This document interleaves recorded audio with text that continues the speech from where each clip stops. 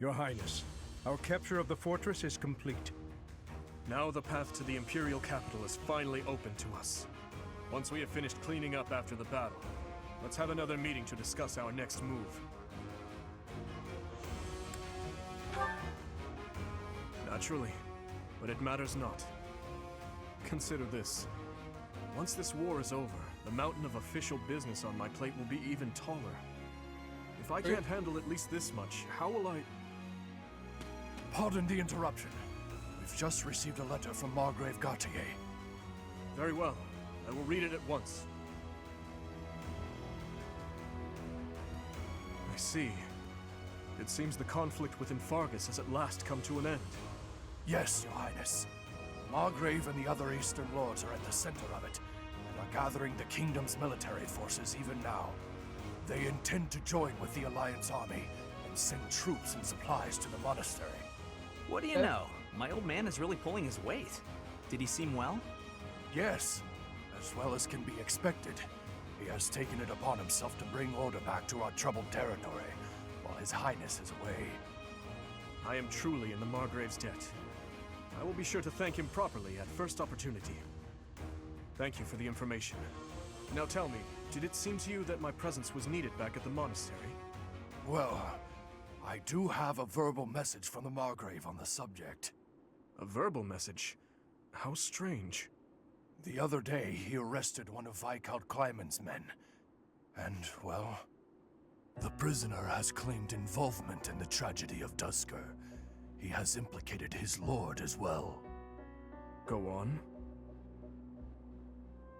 I was told they would be transporting this man to the monastery, along with the troops and supplies. The Margrave said that regardless of the credibility of the man's testimony, how he should be dealt with was your decision alone, Your Highness. Very well. All that considered, I will return to the monastery at once. Will you come with me, Professor? Thank you.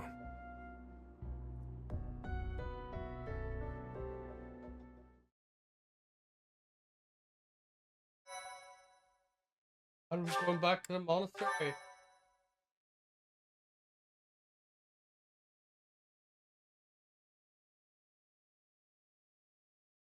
Part 2.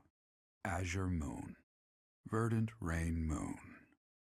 Our chosen paths.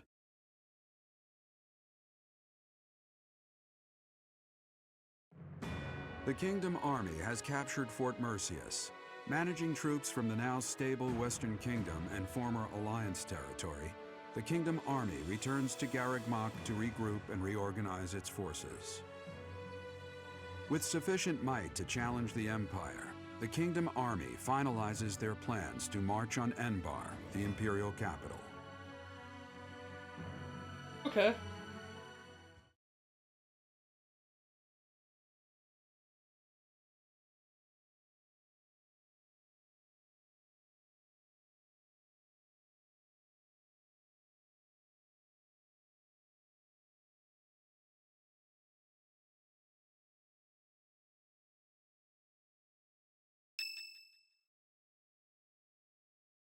I'm here.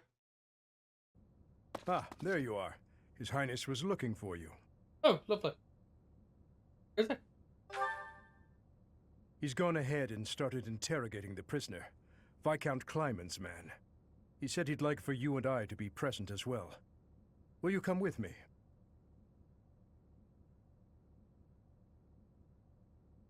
I cannot overlook your reckless remarks. Are you really so keen to lose your head? I only did what I believed was right. I swear to the goddess that I'm not lying.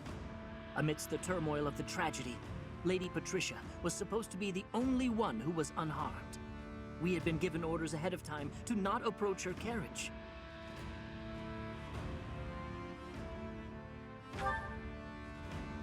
Of course not. What would my stepmother have had to gain from such a... Perhaps Lady Patricia would have done anything to return to the Empire, to her husband and daughter. What exactly are you implying? For the past few months, I've been spying on lords who defected to the Empire in order to investigate rumors about Lady Patricia. Cornelia's words were true. The two of them. I am afraid they conspired together after all. Enough of this nonsense. You say she wished to return home? That isn't nearly enough reason to cause such a tragedy. I do not intend to imply that the two of them were solely responsible for the whole affair. They were likely nobles who opposed the king, or potentially someone who wanted to throw the kingdom into chaos. The Empire and people like Solon and Kranya had their motives too. So my stepmother joined with them to cause the tragedy. Is that what you believe? Ultimately, this is just conjecture based on the evidence at hand. I have no idea what their true intentions were. I see. We will hear what this man has to say. For now. My lord had long felt that King Lambert's radical ways were dangerous. At the time, he was approached with an offer to take part in the incident at Dusker. My lord loves his homeland. To me, he embodied justice. We were only doing what we thought was right. And so, in the name of justice, he caused massacre upon massacre out of love for his homeland. You murdered your own king, killed our soldiers, and involved innocent citizens. And yet you have the gall to speak of justice! I am only standing before you now Not being as angry because all I the could time. no longer bear the weight of my sins. Yes, I believe I do. Gilbert, lock this man in his cell. Are you not going to kill him? I will make that decision once I have had time to consider this man's definition of justice. Yes, Your Highness.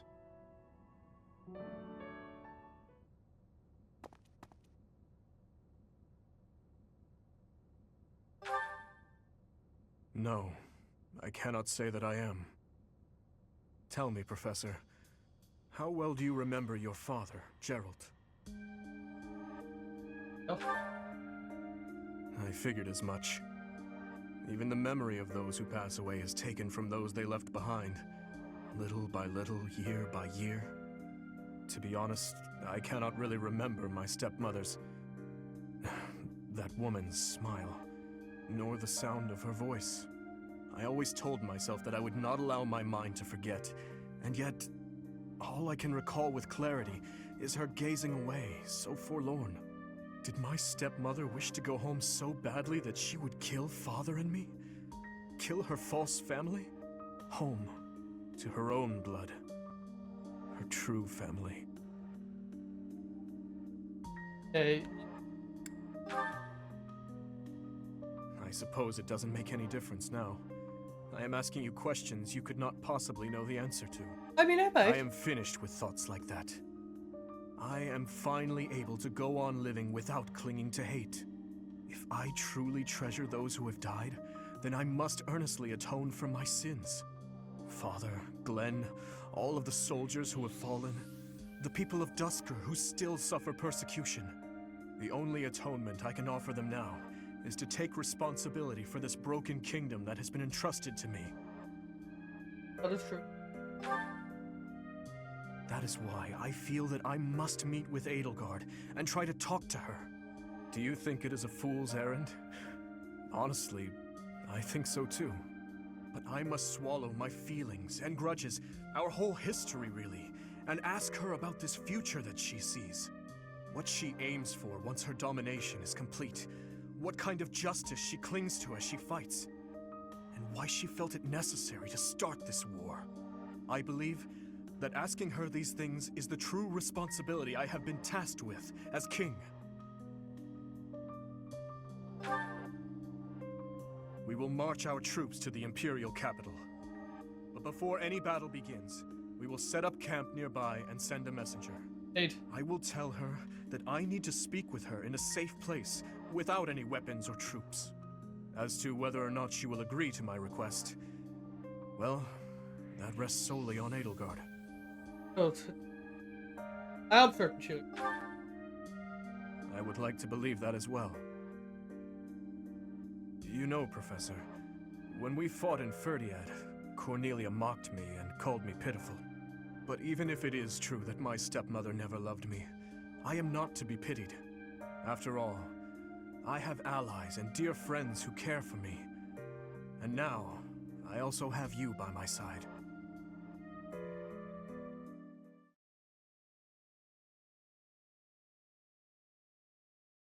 Oh. Right. Well, I think we're going to end this early today.